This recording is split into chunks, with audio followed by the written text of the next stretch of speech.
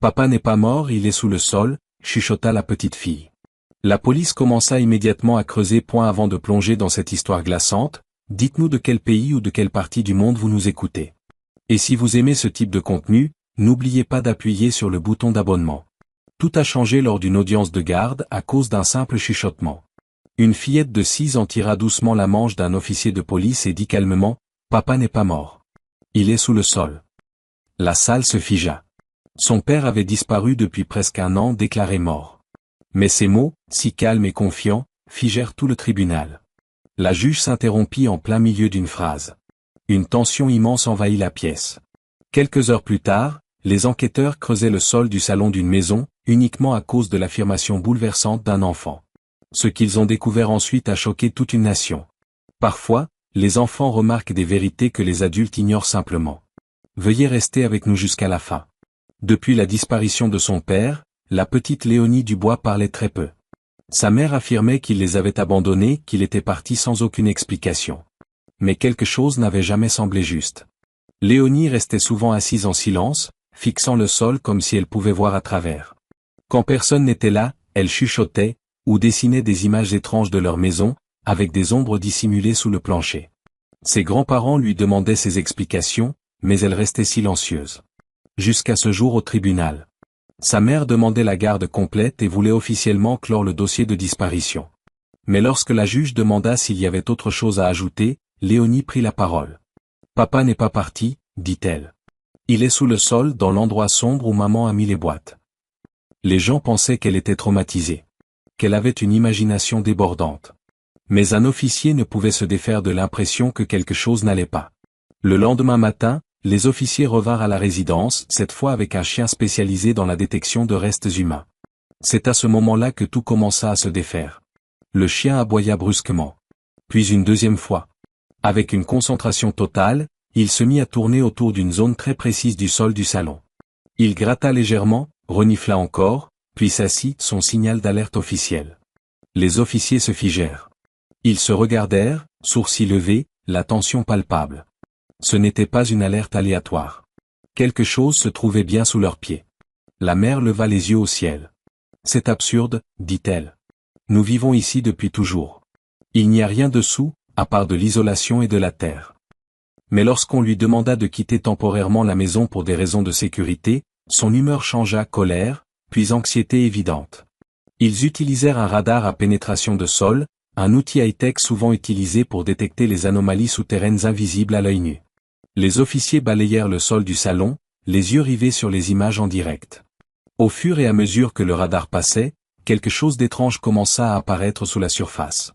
Ce n'était pas un simple bug ou une forme floue, c'était un contour précis, terriblement ressemblant à celui d'un corps recroquevillé. Les officiers fixèrent le moniteur en silence. L'image laissait peu de place au doute. À midi, sur la base des images radar et des soupçons croissants, un juge signa rapidement un mandat autorisant l'excavation complète de la zone. Les voisins se rassemblèrent derrière le ruban jaune tandis que les travaux commencèrent.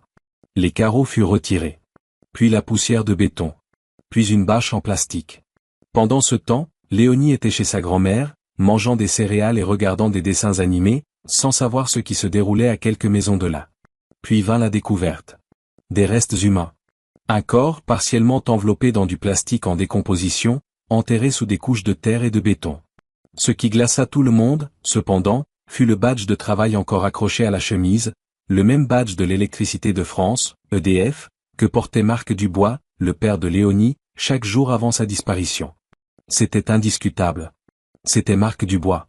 Son corps avait été là tout ce temps, juste sous leurs pieds. La découverte était plus que tragique, elle était profondément hantée, transformant un salon ordinaire en scène d'une révélation horrifique.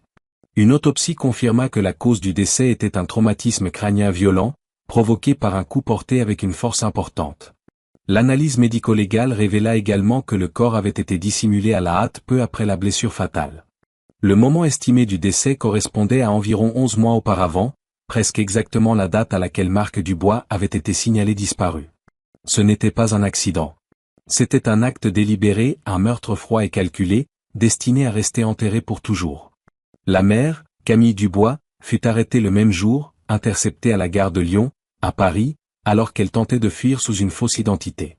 Elle transportait des sacs préparés à la hâte, un téléphone jetable et une grosse somme d'argent en liquide, signe qu'elle préparait sa fuite depuis un certain temps.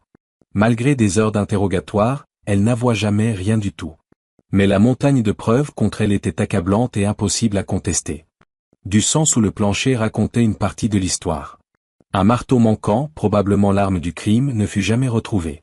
Et puis il y avait les dessins de Léonie, des images enfantines mais puissantes représentant des marques rouges, des silhouettes sous la maison, et des ombres que les adultes avaient ignorées bien trop longtemps. Elle avait dit la vérité de la seule manière qu'un enfant pouvait l'exprimer. Par des dessins, des murmures et des silences qui auraient dû alerter bien plus tôt. Mais personne ne l'avait cru. Pas avant qu'il ne soit presque trop tard. Au tribunal, la vidéo du témoignage de Léonie fut diffusée. Sa voix était douce mais ses mots frappèrent fort. Il me chantait des chansons le soir, puis je l'ai entendu pleurer sous le sol. Ses dessins furent montrés, lignes rouges, silhouettes sombres, et un homme sous leur maison. Les procureurs qualifièrent l'affaire de l'une des enquêtes dirigées par un enfant les plus troublantes et glaçantes de l'histoire judiciaire du pays. Des experts affirmèrent que sans les indices de Léonie, ce crime aurait pu rester enfoui pendant des années, peut-être pour toujours. La mère, Camille Dubois, fut condamnée à la prison à perpétuité pour meurtre au premier degré, obstruction à la justice et dissimulation de preuves. Le tribunal lui refusa toute possibilité de libération conditionnelle.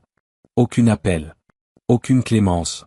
Aucune seconde chance pour la femme qui avait réduit au silence un homme et tenté d'effacer son existence sous leur maison.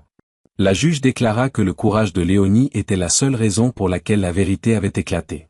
Alors que les médias se pressaient à l'extérieur, une leçon déchirante devint évidente. Les plus petites voix portent parfois les plus grandes vérités si nous les écoutons vraiment, avec le cœur, pas seulement avec les oreilles. Léonie vit maintenant chez ses grands-parents, Henri et Sylvie Dubois, à Annecy, entourée de stabilité, de réconfort et de personnes qui l'aiment réellement. Elle suit une thérapie régulière pour surmonter le traumatisme qu'elle a vécu et elle réapprend doucement la joie simple de l'enfance, apprendre à rire, à se sentir en sécurité, à faire confiance. Son histoire s'est rapidement répandue sur Internet, captivant des millions de personnes. Mais au-delà des titres et des vidéos, elle a déclenché quelque chose de plus profond, un changement dans la manière dont le monde perçoit et valorise les paroles des enfants. Elle est devenue un rappel que même la plus petite voix peut porter une vérité immense. Les forces de l'ordre du pays commencèrent à réexaminer d'anciennes affaires familiales non résolues, en particulier celles où de jeunes enfants avaient déjà fourni des déclarations ou montré des signes qu'ils en savaient plus qu'ils ne pouvaient l'exprimer. Les psychologues et les conseillers pour enfants citent désormais l'expérience de Léonie dans leur formation, comme un exemple puissant de l'importance d'écouter vraiment les enfants sans rejeter leurs paroles comme imagination ou confusion. Elle n'était qu'une petite fille. Mais en elle vivait un courage bien plus grand que ce que la plupart pouvaient imaginer. Sa détermination silencieuse avait brisé un mur de silence et révélé un secret sombre enfoui dans le béton et les mensonges. Parce que la vérité ne fait pas toujours irruption en hurlant dans les salles d'audience. Le plus souvent, elle arrive à pas feutrer, vêtue d'innocence et de murmures. Parfois, elle ne crie pas, parfois, elle chuchote point depuis sous les planches du plancher. Et n'oubliez jamais, écoutez les enfants. Ils en savent plus que nous ne le pensons. Nous avons souvent tendance à rejeter les paroles des tout-petits. Et vous, qu'auriez-vous fait si vous aviez été dans cette salle d'audience? Auriez-vous cru les mots silencieux de Léonie? Dites-le nous dans les commentaires. Nous adorons vous lire et nous vous remercions infiniment de votre soutien à Storyteller français. N'oubliez pas de vous abonner à notre chaîne.